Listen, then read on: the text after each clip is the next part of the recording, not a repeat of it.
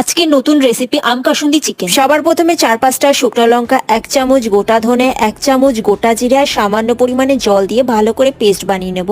একটা গোটা রসুন আর আদা আর সামান্য জল দিয়ে ভালো করে পেস্ট বানিয়ে নেব। ছোট সাইজের একটা কাঁচা আমকে ভালো করে চোকলা ছাড়িয়ে গ্রেট করে নেব।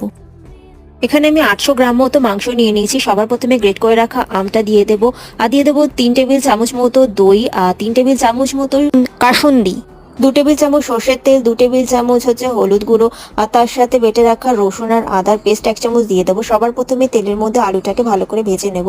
ফোড়নে 3টে শুকনো লঙ্কা, তার সাথে 5 ফোড়ন আর পেঁয়াজ দিয়ে সামান্য পরিমাণে রসুন বাটা দিয়ে ভালো করে ভেজে নেব।